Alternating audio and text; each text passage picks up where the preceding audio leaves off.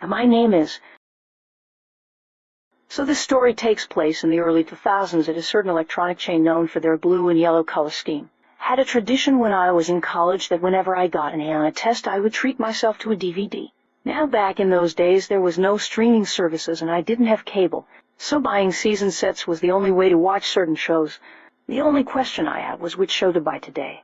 I was browsing the DVD section, pondering that question, when I heard it, the infamous sound that could only be attributed to an annoyed Karen wanting assistance. I stepped to the side, muttering sorry as I continued to read the back of a DVD box, but she didn't want to get to the shelf. She wanted me to pay attention to her.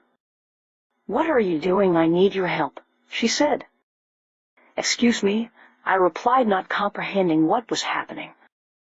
What followed was the usual back and forth, with her accusing me of being lazy and working at this store despite the fact I was wearing a green shirt, and me continuing to protest that I was not an employee. Finally, she said it. "I want to speak to your manager. What is your name?" Being sarcastic, Taylor Swift. "All right, Taylor, let's see how you enjoy unemployment," she said, spinning on her heel and heading for the customer service desk. Smiling, I walked right out of the store without my DVD, disappointing. But imagining the scene of the oblivious and crazy woman demanding that Taylor Swift get fired from an electronics store was more entertaining than anything I could have bought that day.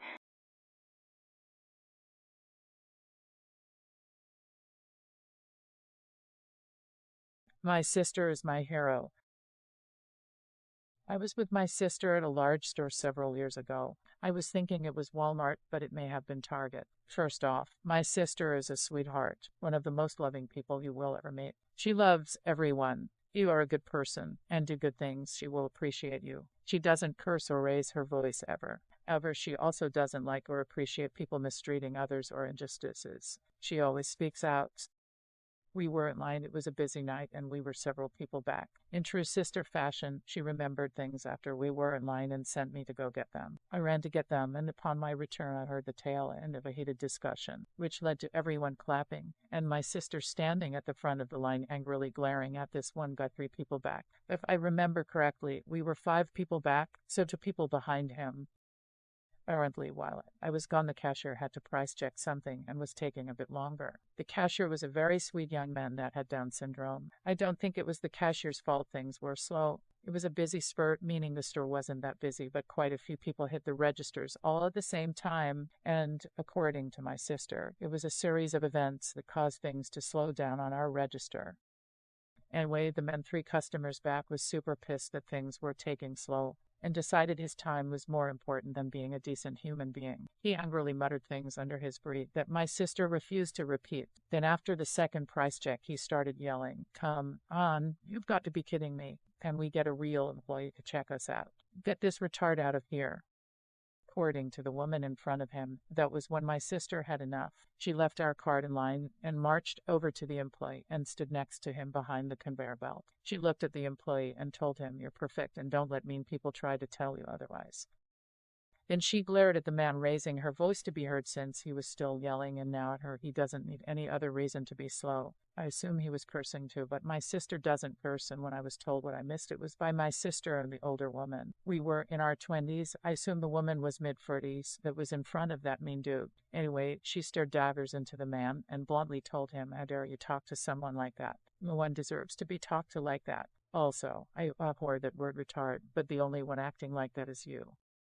The man said something about how my sister can't talk to him like that. He's a customer.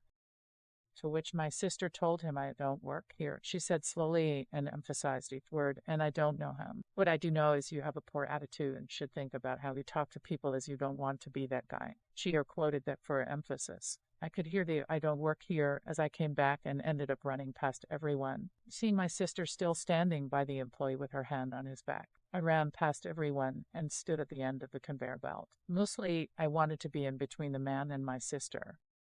Everyone started clapping by this point and were all staring at him. Some guy that was behind us was cheering on my sister, calling things out like, "Dude, don't be a douche, just shut up." No one moved or said anything else, so my sister continued, "Well, as I see it, you have 2 choices. You can leave and go somewhere else or shut your mouth." At this point, a manager came up and stood next to me, looking around all the entire line at everyone, was dead quiet, waiting to see what the man wanted to do. "Is everything okay here?" he asked slowly.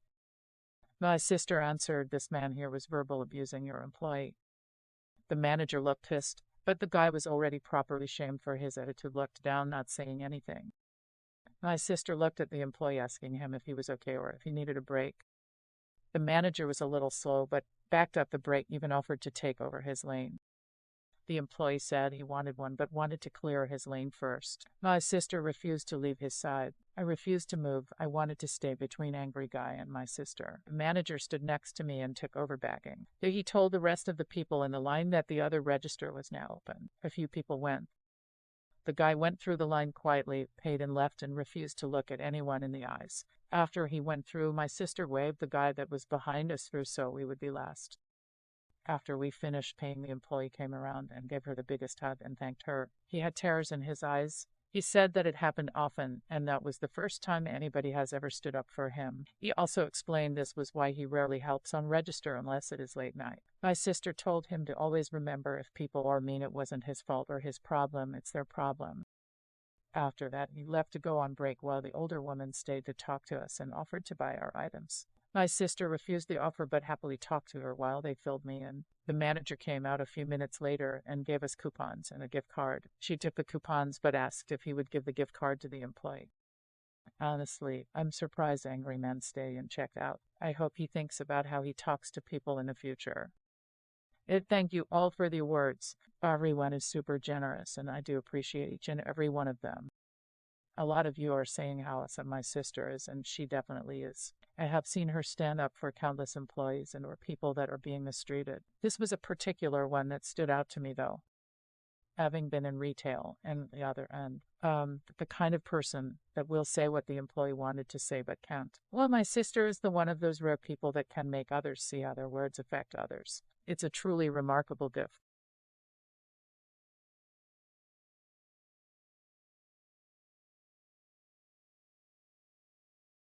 No, I can't let you into your room. I'm a regional technician for a global company. This is exceptionally mild and probably wouldn't have posted it, but this guy was amusing. Staying at a schmied with my husband, who is in his company uniform, as we are here for a work thing. Going up to our room, there is a gentleman trying to get into one that we have to pass to get to ours. His frustrated eye falls on my husband.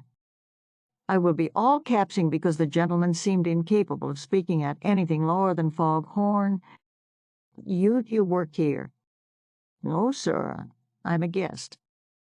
Oh. He turns back to the door. We move past him. Where you go, you help me. I don't work here. You said you do. Open door. I said I don't and I can't help you. You call me liar. You said you work here. Get me key. Go down to the front desk. They can help you. You here now. You get me key. You open door. Dude, unless that door has an issue with its water intake or steam pressure, I can't help you. Go to the front desk. No? You help now. The man literally stomped his foot.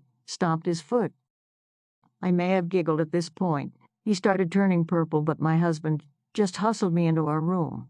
There was some more loud talking in an Eastern European language I couldn't identify, but then it went quiet. No idea if he got his key or not.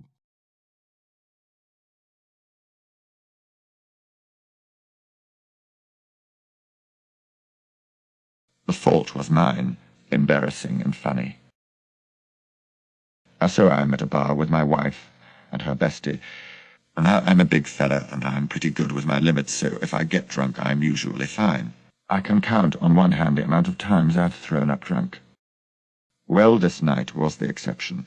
I felt that cold sweat, and I knew it was coming, so I head to the bathroom. Problem is, we're at a decently sized place with bouncers and such. You throw up in a place like that, instant 86. So I walk up to the dude in all black at the bathroom door, clip him a 10, and promise to clean up everything. I'm here with girls, please don't kick me out. I'm done drinking for the night. I do my deed, clean up, and give him another 10 on the way out, thanking him. Get water at the bar, and the night proceeded without incident. But later once I've sobered some, and we are all leaving. I can see he's outside with his friends standing around, because he was just some dude standing there wearing black. And I gave him $20.